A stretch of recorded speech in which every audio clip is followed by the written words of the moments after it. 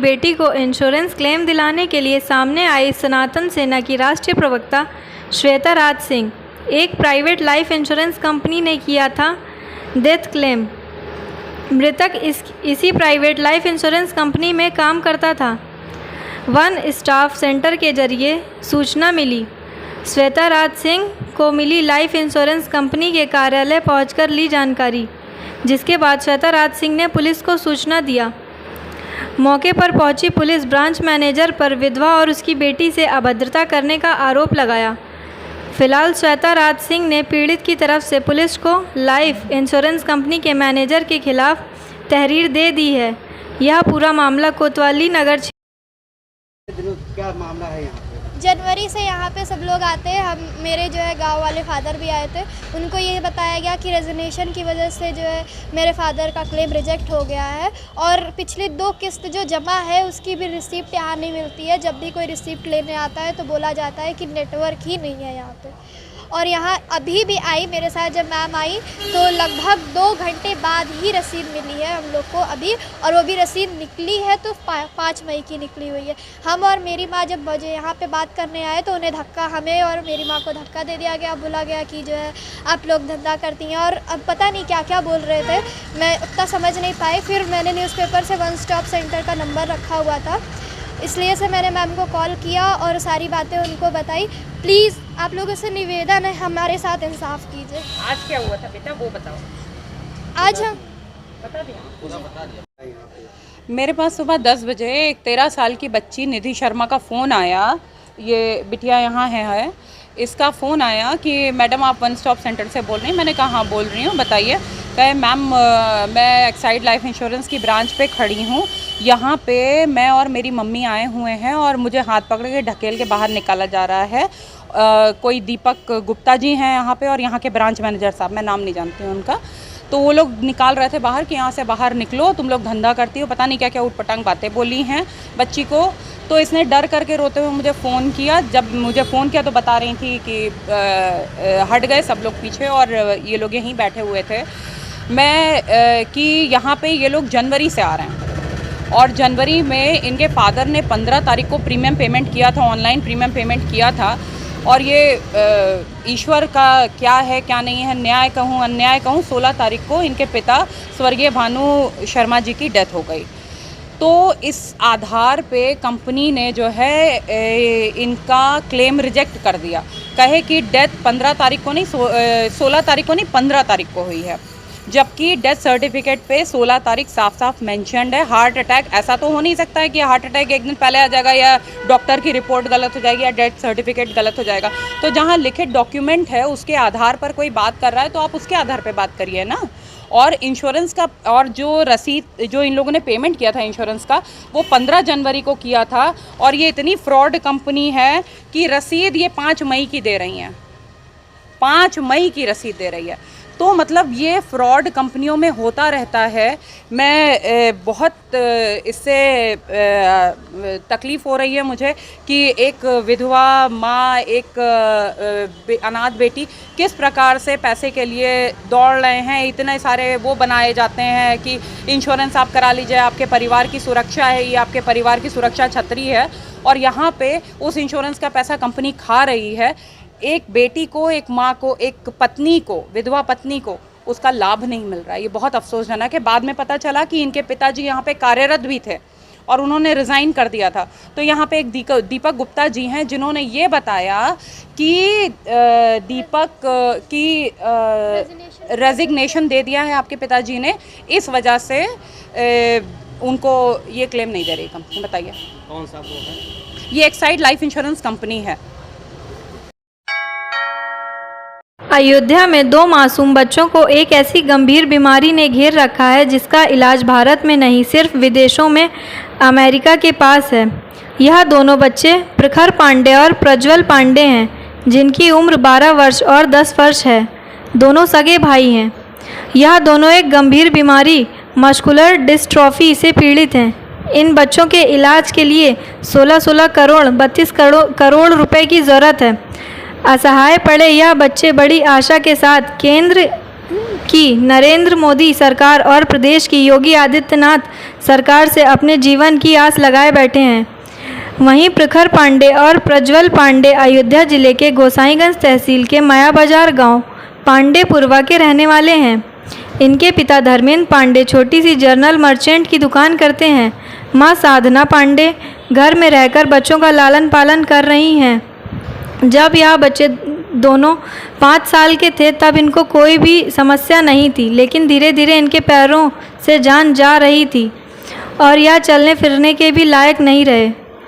इस दौरान इनके पिता धर्मेंद्र पांडे ने देश के कोने कोने में लाइलाज बीमारी का इलाज कराया, पर कोई आराम नहीं मिला। सबसे पहले इन्होंने जिला अस्पताल फैज़ाबाद में दिखाया, मेडिकल कॉलेज लखनऊ ले गए, हरिद्वार पतंजलि योगपीठ भी लेकर गए और दिल्ली एम्स के साथ साथ केरल, उदयपुर राजस्थान और हरियाणा के मेदांत में भी दिखाया, लेकिन कहीं भी इलाज में लाभ नहीं मिला। दिल्ली एम्स के डॉक्टरों ने बताया इसका इलाज भारत में संभव नहीं है, इसका इलाज विदेश में है। अमेरिका में इंजेक्शन से इनका इलाज किया जा सकता है। पिता धर्मेंद्र पांडे का कहना है कि अब तक इनके इलाज में 20 से 25 लाख रुपए खर्च किए जा चुके हैं। वह सब कर्ज में आ गए हैं, लेकिन बीमारी का इलाज नहीं हो पाया। प्रखर व प्रज्वल की मां ने रो रो कर कहा कि शुरुआती दौर में दोनों बेटे एकदम स्वस्थ थे, लेकिन 5 साल बीतने के बाद बच्चों के अंदर मस्कुलर डिस्ट्रॉफी बीमारी ने घेर लिया। देश के जिस भी कोने में लोगों ने बताया, हम इलाज के लिए लेकर गए, लेकिन कोई लाभ नहीं मिला। वह चाहती हैं कि उनके बेटे किसी तरह स्वस्थ हो जाएं। इसके लिए देश के प्रधानमंत्री नरेंद्र मोदी और प्रदेश के मुख्यमंत्री योगी आदित्यनाथ जी से उनकी आर्थिक सहायता करने की अपील किया है। 32 करोड़ रुपए इलाज में खर्च होंगे। सरकार सहायता दे देगी तो बच्चे स्वस्थ हो जाएंगे। इसके साथ ही उन्होंने सोशल मीडिया के माध्यम से भी देश की जनता से अपील किया है कि वह बच्चों के जीवन को बचाने के लिए सहयोग करें। इसके लिए बाकायदा अकाउंट नंबर भी जारी किया गया। फिर आपने क्या किया? ये समस्या 5 वर्ष पहले से आई है।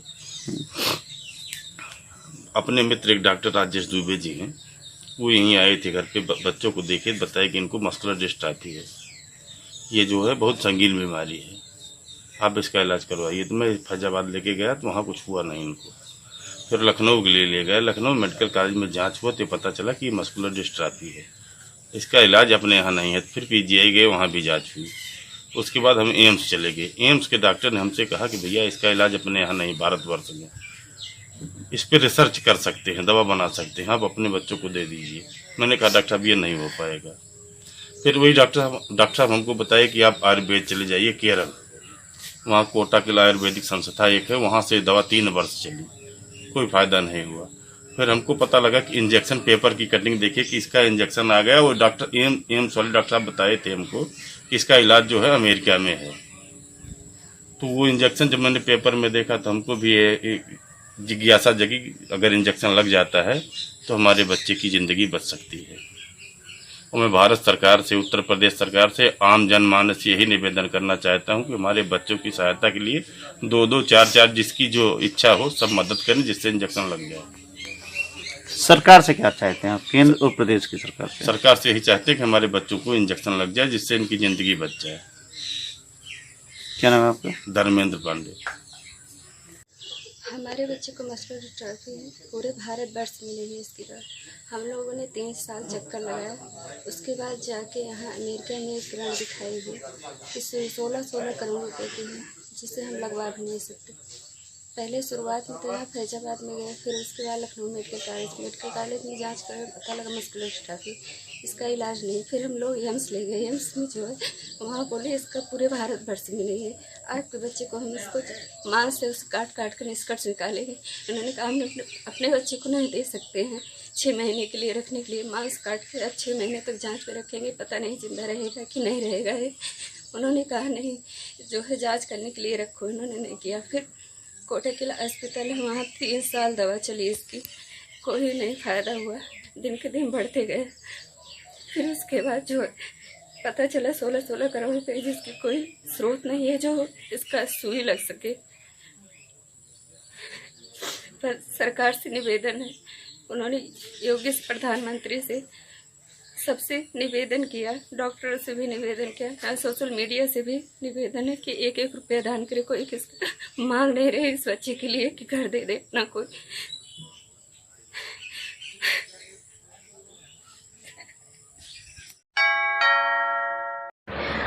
अपर मुख्य सचिव सिंचाई एवं जल संसाधन विभाग व नोडल अधिकारी टी वेंकटेश पहुंचे बाढ़ ग्रसित क्षेत्र, जाना लोगों का हाल। उनके साथ जिला अधिकारी अनुज कुमार झा, मुख्य विकास अधिकारी अनीता यादव, एसडीएम व उप जिला अधिकारी रुदौली विपिन सिंह द्वारा अयोध्या के रौनाही तटबंध पर राम सरनदासपुर ड्रोन के पानी की निकासी के लिए रौनाही तटबंध का निरीक्षण किया सहित बाढ़ग्रस्त गांवों में वितरित की गई राशन, राहत सामग्री व दवाइयां व अन्य संबंधित अधिकारियों के साथ नगर पालिका परिषद रुदौली के पूरे बंसावन वार्ड की गलियों का पैदल भ्रमण कर डेंगू बुखार व अन्य संक्रमित रोगों की रोकथाम व बचाव की दृष्टिगत किए गए स्वच्छता जागरूकता कार्यक्रमों का जायजा लिया तथा वहां पर संचालित विशेष कोविड टीकाकरण सत्र का भी निरीक्षण किया। तारुन ब्लॉक के सामने स्थित अंशुमान इलेक्ट्रॉनिक की दुकान से चोरों द्वारा हैवी एलईडी बल्ब चोरी करते समय सीसीटीवी कैमरे में कैद हुई तस्वीरें, वीडियो हुआ वायरल। थाने में हुई शिकायत। बताते चलें कि तारुन क्षेत्र के अंतर्गत ब्लॉक के सामने स्थित अंशुमान इलेक्ट्रिक एंड इलेक्ट्रॉनिक की दुकान पर लगी हैवी एलईडी बल्ब को बीती रात अज्ञात चोरों ने चुरा लिया। चोरों की इस हरकत को दुकान पर लगे सीसीटीवी कैमरे में कैद हो गई। जब सुबह दुकान मालिक दुकान पर पहुंचा तो दुकान के ऊपर लगा हैवी एलईडी बल्ब नदारद मिला। जब जांच पड़ताल के लिए दुकान मालिक पवन दुबे ने अपने सीसीटीवी कैमरे की जांच पड़ताल किया तो 2 अज्ञात युवक बल्ब को चोरी करते हुए दिखाई दिए, जिसकी शिकायत दुकान मालिक ने तारुन क्षेत्र में लिखित किया है, जिसका वीडियो भी क्षेत्र में वायरल हो रहा है। वहीं वायरल वीडियो चर्चा का विषय बना हुआ है। जनपद अयोध्या बीकापुर नगर पंचायत कस्बे में रजिस्टर्ड कार्यालय के सामने मकान में सोई हुई उषा देवी को रात में सांप के काटने से मौत हो गई, जिसके बाद ग्रामीण ने सपेरे को सूचना दिया। फिलहाल आप अपनी टेलीविज़न स्क्रीन पर देख रहे हैं कि किस कदर सपेरे ने बीन बजाकर उस विषैले नाग नागिन सांप के जोड़ों को सपेरे ने काफ़ी प्रयास के बाद सोमवार को पकड़ लिया। इस दौरान पकड़े गए सांप को देखने के लिए रजिस्टर्ड कार्यालय दस्तावेज लेखकों सहित मोहल्ले के लोगों की मौके पर भारी भीड़ जमा रही। उक्त सांप के आतंक से मोहल्ले के लोग भी भयभीत थे। क्या नाम है आपका? कैलाश। कैलाश जी, आप कहाँ के रहने वाले हैं? ये जिला बलरामपुर, देवी पाटन लगी। ये आप जहरीले सांपों से खेलते हो? हाँ ये आप कितने दिन से काम कर रहे हो? ये तो ढेर दिन से काम कर रहे हैं मालिक हमारे। अयोध्या के कोतवाली नगर क्षेत्र में जालसाज ने फर्जी गूगल कर्मचारी बनकर शहर के एक प्रतिष्ठित डॉक्टर अनुराग वाजपेयी से उसका मोबाइल नंबर ले लिया। डॉक्टर अनुराग वाजपेयी का नंबर लेने के बाद जालसाज ने उसे फेसबुक पर एक कॉल गर्ल के नाम से बनाई गई आईडी पर अपलोड कर दिया, जिसके बाद डॉक्टर के मोबाइल नंबर पर लगातार आने लगी कॉल।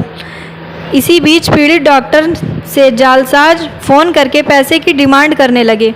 पीड़ित डॉक्टर द्वारा पैसे की डिमांड को लेकर मना करने पर उन्हें जान से मारने की धमकी देने लगे। डॉक्टर ने पुलिस को तहरीर दी। फिलहाल पुलिस ने मामले की छानबीन कर आरोपी को गिरफ्तार कर लिया है। शक्तिनगर कॉलोनी देवकाली निवासी पीड़ित डॉक्टर अनुराग वाजपेयी ने बताया कि मेरे मोबाइल पर बार बार कॉल आने लगी। इसी बीच जब मुझे पैसे की डिमांड और मैंने मना किया तो मुझे जान से मारने की धमकी दी। मामले में एसपी सिटी विजयपाल सिंह ने बताया कि कोतवाली नगर क्षेत्र देवकाली निवासी डॉक्टर अनुराग वाजपेयी का मामला है। एक व्यक्ति द्वारा फर्जी कॉल गर्ल की फेसबुक आईडी बनाकर प्रोफाइल में अपडेट कर दिया, जिसके बाद डॉक्टर अनुराग वाजपेयी के मोबाइल पर बार बार कॉल आने लगी। इसी बीच आरोपी ने डॉक्टर अनुराग वाजपेयी को पैसे की डिमांड भी की। जब डॉक्टर ने पैसे देने के लिए मना किया तो आरोपी ने गाली गलौज करते हुए जान से मारने की धमकी दी। पीड़ित पक्ष की तहरीर पर पुलिस ने कोतवाली नगर में मुकदमा दर्ज कर लिया है। मामले की छानबीन में एक आरोपी अभिषेक मिश्रा को गिरफ्तार किया है। को मेरे पास कुछ अवांछित कॉल्स आने लगे जिसमें मुझसे लड़की सप्लाई करने की मांग की गई और भद्दी भद्दी गालियां और जान से मारने की धमकी दी जाने लगी। तो इसकी लगातार कॉल इंटरनेशनल नंबर से और नेशनल नंबर से मेरे पास आने लगी। तो 27 जुलाई को मैंने ये तहरीर महोदय कोतवाली सुरेश पांडे जी को दी। सुरेश पांडे जी ने इसको एक्सेप्ट करते हुए कहा कि मैं इस पर जल्दी त्वरित कार्रवाई करूंगा, मगर कार्रवाई में थोड़ा विलम्ब होने के नाते ये मैंने फिर साइबर सेल में दिया, क्योंकि ये साइबर का मामला होने के नाते मैंने साइबर सेल के पास गया। तो बार बार फ़ोन आने लगे मेरे पास, तो काफ़ी कॉल्स आई जिसकी लिस्ट मैंने ऑलरेडी कोतवाली और साइबर सेल में दे चुका हूँ। जब मेरे पास फ़ोन आने लगे उसके बाद मैंने अपनी जांच पड़ताल स्वयं की कि ये कहाँ से आ रहे हैं। तो उसमें एक व्यक्ति ने जब फ़ोन किया मुझे लड़की की डिमांड करने के लिए, तो मैंने उससे पूछा कि आपको मेरा नंबर कहाँ से मिला। तो उसने ये मुझसे कहा कि फेसबुक एक पेज बना हुआ है दिल्ली कॉल गर्ल के नाम से, जिसमें ये नंबर शो हो रहा है, प्रदर्शित हो रहा है आपका। उसके बाद ये बात जानकारी मैंने आगे साइबर सेल में दी, तो साइबर सेल वालों ने उसको लिया और उन्होंने कुछ कॉल डिटेल्स मुझसे मांगी कि ये इन नंबर से आपके पास कभी फ़ोन आया था या कभी मिलने आया था। तो उसमें से एक नंबर था 72 75 28 28 28। तो ये नंबर मेरे पास आया हुआ था। ये आदमी भी पहले मुझसे एक बार प्रचार के माध्यम के लिए मिलने आ चुका था 3 जुलाई को, जिसको मैंने पेमेंट करने से मना कर दिया था, क्योंकि ये पेमेंट मुझसे बार बार मांग रहा था। इस प्रकरण को आगे ना बढ़ाते हुए इसको मैंने मना कर दिया था। उसके बाद मुझे आश्चर्य हुआ कि ये लड़का निकला, तो मैंने इसमें थोड़ा दबाव बनाया कि आप लोग करिए इसको, जल्दी से इसको पकड़ के लाइए, क्योंकि मेरे पास कॉल्स आना बंद नहीं हो रही थी। हम ये सोच के फ़ोन उठाएं कि मरीज का फ़ोन है, और फिर फ़ोन उठाते ही गंदी गालियाँ और लड़कियों सप्लाई की बात की जाती थी। बहुत दुमिल हुई, मानसिक रूप से मैं बहुत प्रताड़ित हुआ और कई रात में सो नहीं पाया इसके लिए। मैं इसमें ये कठोर से कठोर दंडात्मक कार्रवाई चाहता हूँ। मैं चाहता हूँ कि किसी भी सम्मानित व्यक्ति को, और शहर का जो पेशेदार चिकित्सक है वो सम्मानीय व्यक्ति है, उसकी छवि को इस तरह से धूमिल करना समाज के लिए तो खतरनाक है ही है, आगे आने वाले और वर्ग के लोगों के। कोतवाली नगर का मामला है। एक व्यक्ति के द्वारा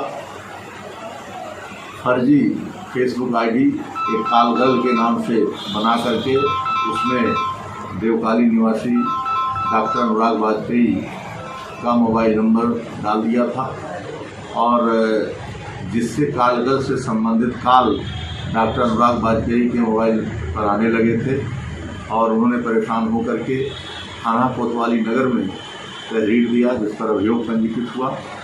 और इसमें अभियुक्त अभिषेक मिश्रा पुत्र विजय मिश्रा निवासी नया पुरवा करेली जनपद प्रयागराज गिरफ्तार हुआ है।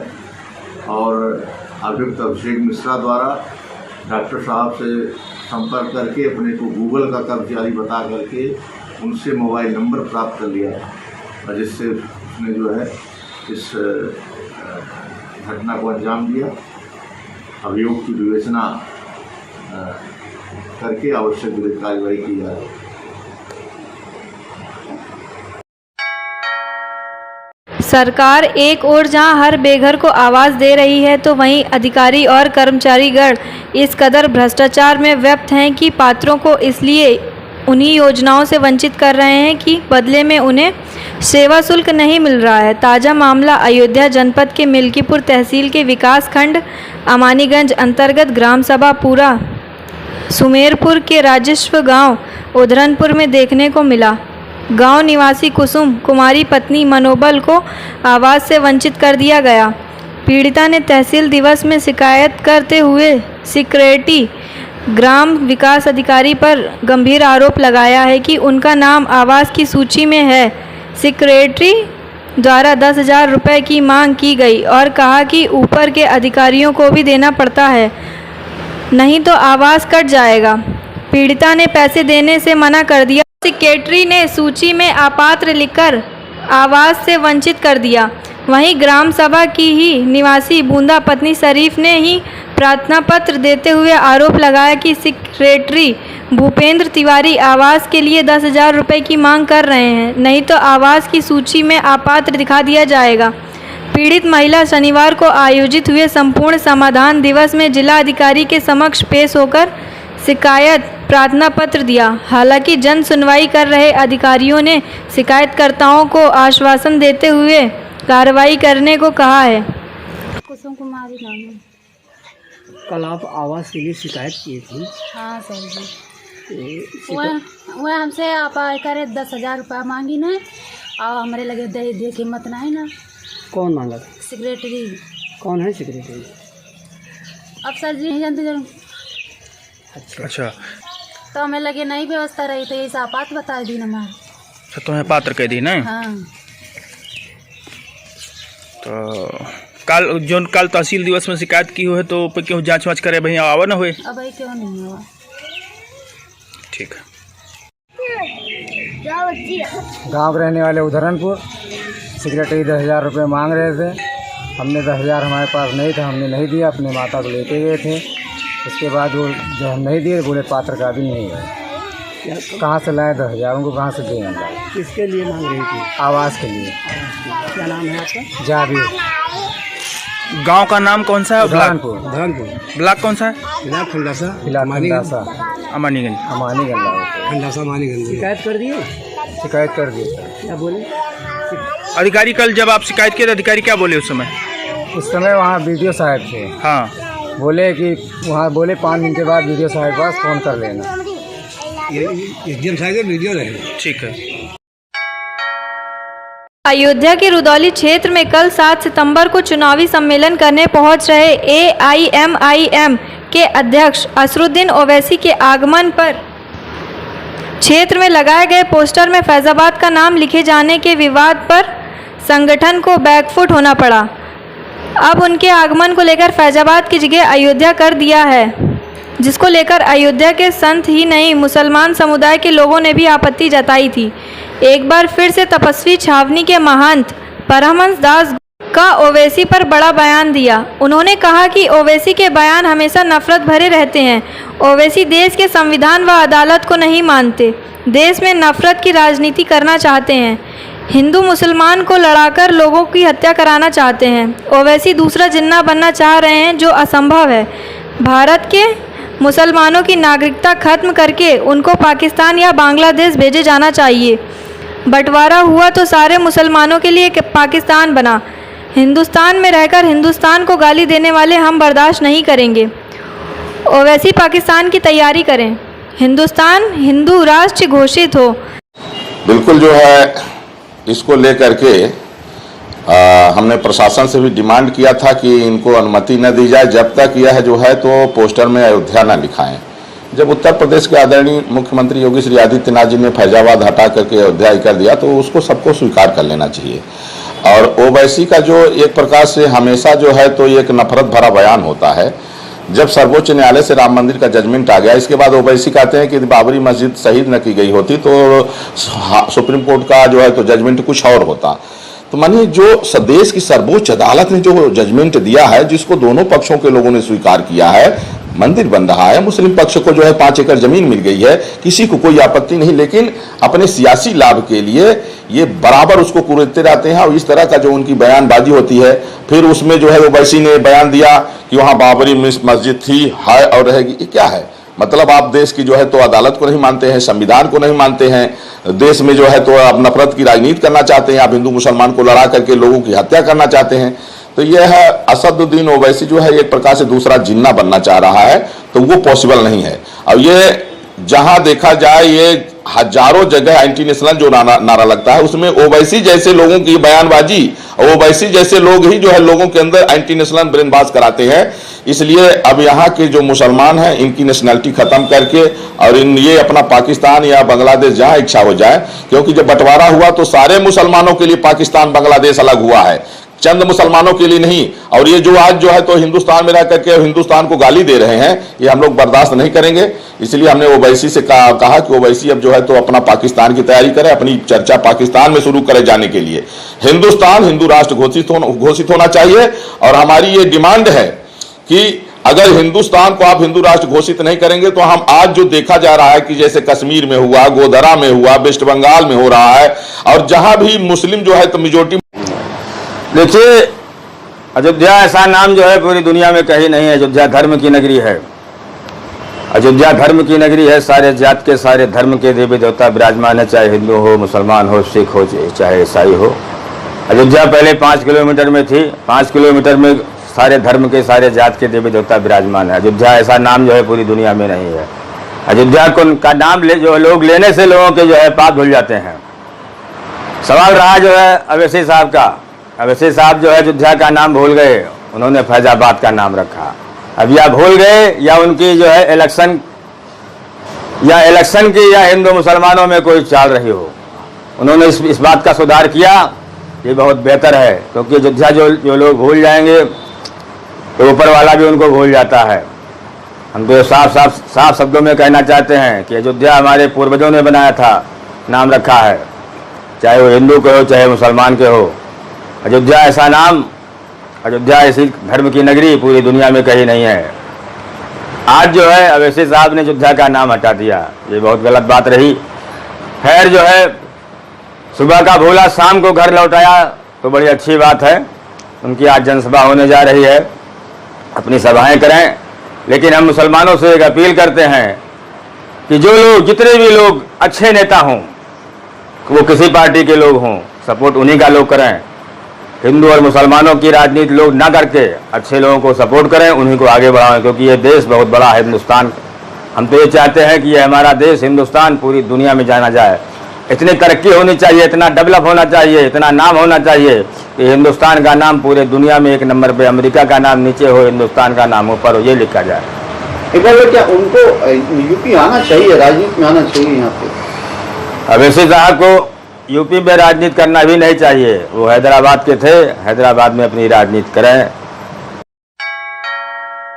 अयोध्या के रुदौली कोतवाली के भेलसर के पास हुए हादसे में 3 लोगों की मौत हो गई। सुबह 5 बजे जब बाइक सवार को बचाने में कार डिवाइडर से टकरा गई, हादसे में पति पत्नी व एक पुत्र की मौत हो गई, जबकि एक की हालत नाजुक है। परिवार कार सवार होकर बिहार से दिल्ली जा रहा था। प्राप्त जानकारी के अनुसार रुदौली कोतवाली क्षेत्र के अंतर्गत दलसराय चौराहा राष्ट्रीय मार्ग पर मारुति कार बिहार से दिल्ली की ओर जा रही थी। तभी तेज रफ्तार से आ रही बाइक को बचाने के चलते वैगनार कार संख्या DL 1 RTV 1084 डिवाइडर से टकरा गई। कार में सवार राम लखन पुत्र महावीर निवासी मधुबन बिहार, राम दुलारी पुत्री रामप्रीत पुत्र छेदी निवासी गढ़ उत्तम नगर दिल्ली की दर्दनाक मौत हो गई। सूचना पाकर डायल 112 NHAI एम्बुलेंस मौके पर पहुंचकर सभी घायलों को जिला अस्पताल भिजवाया, जहां पर 3 लोगों की मृत्यु हो गई। गंभीर रूप से घायल पुत्र को जिला अस्पताल में इलाज के लिए भर्ती कराया गया। 6 सितंबर को प्रातः 5:30 बजे के लगभग थाना रुदौली अंतर्गत रोजा गांव ओवरब्रिज के पास में एक वैगनार कार के साइड के डिवाइडर से टकरा जाने कार दुर्घटनाग्रस्त हो गई, जिसके संबंध में स्थानीय थाना रुदौली पुलिस को सूचना प्राप्त होने के उपरांत तत्काल कार्रवाई करते हुए CSC रुदौली और उसके उपरांत मजरूहों को जिला चिकित्सालय भेजा गया, जहां पर वैगनार कार में सवार 4 व्यक्तियों में से 3 की मृत्यु हो गई है। मृतक के नाम इस प्रकार हैं: राम लखन, रामप्रीत और Ram Dulari wife of Rampreet. WagonR car Madhubani Bihar से दिल्ली उत्तम नगर के लिए जा रही थी और इसमें परिवारीजन थे। वैगनार कार में रामप्रीत के बेटे अमित, इनको हल्की फुल्की चोटें आई हैं। प्रकरण में स्थानीय पुलिस द्वारा विधिक कार्रवाई की जा रही है।